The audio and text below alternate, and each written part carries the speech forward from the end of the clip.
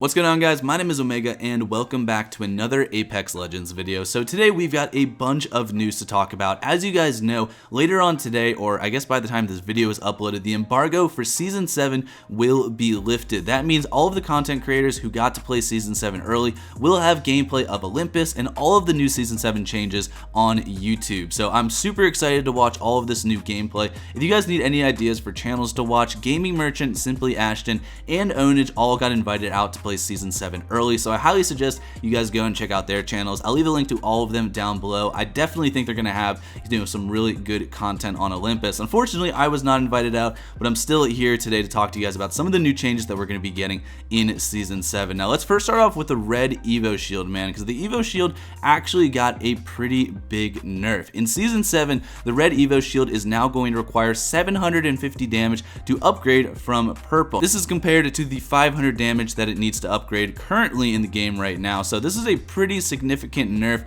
It looks like Respawn wants red Evo Shields to become more rare, and I think this change is going to make sense once I talk about some more things that are going to be changed later on in this video. Now, as I'm recording this video, the patch notes for Season 7 were actually just uploaded to the Respawn website. So I'm going to go through with you guys some of the new legend changes as well as some of the weapon changes that we'll be seeing in the next season. So Bangalore got a buff where her ultimate now takes less time to actually go off. It was reduced from 8 seconds to 6 seconds, which I definitely think is a good change for Bangalore.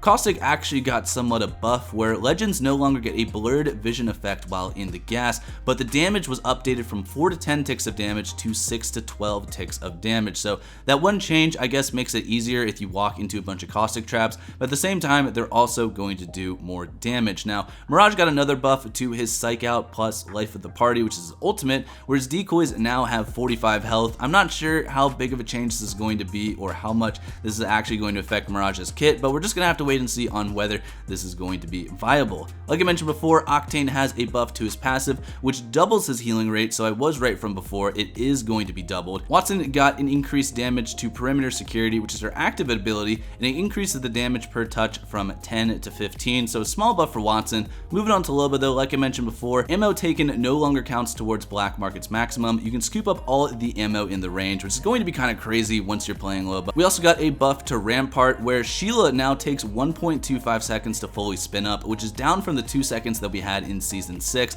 and her active ability Amped Wall now takes 3 seconds to fully build, down from the 4 seconds. Now, the last big legend change I want to go over is one to Pathfinder. Pathfinder actually got some fixes to his hitbox. Now, they didn't actually remove low profile, but they did make him easier to hit, which I guess is a little bit more of a nerf. And also, the maximum cooldown for his grapple has been lowered from 35 seconds to 30 seconds. So this is a small buff for Pathfinder. I know it's not the buff that a lot of people were looking for, but it's still, I guess, a good change nonetheless. Now, moving on to some of the weapon changes that we got, the Hemlock got a pretty significant nerf, basically to how you can actually control it. This was something that was changed in Season 6. The Hemlock, in my opinion, was way too easy to use, so it looks like a lot of these changes have been reverted back. The Havoc also got an updated recoil pattern, which basically makes it a little bit easier to control. The L-Star is also going to be a much better weapon. There is a lot of improvements just to how the L-Star can be controlled, and basically, if you're already good with the L-Star and kind of like feathering the trigger and shooting it in burst shots,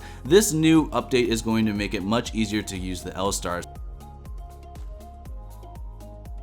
In Season 7, crafting stations will not actually be giving you weapons anymore. You won't be able to craft any weapons from crafting stations. You'll still be able to craft attachments, but the big change that was actually added is that shield batteries and medkits will be permanently craftable at crafting stations. Now, I don't think this means that they're not going to appear as ground loot. I think that would be a really weird change, but I think that what they're trying to do is basically make it so that later on in the game, you have more survivability. This change to the Evo Shield makes it much harder to fully evolve your Evo, and then this change with the crafting station is going to make it so you have a much better chance at surviving late game. So I'm super excited with these two changes, what it's going to actually create for the Apex Legends meta. Now, the last big thing I want to talk to you guys about is actually some huge changes coming to the Battle Pass. So as you guys know, since the Battle Pass was released, we've been working with an XP system where the more XP you get, the more Battle Pass levels you actually grow. This is going to change in Season 7, where instead of actually progressing in the form of XP, you will will now progress in the form of stars. So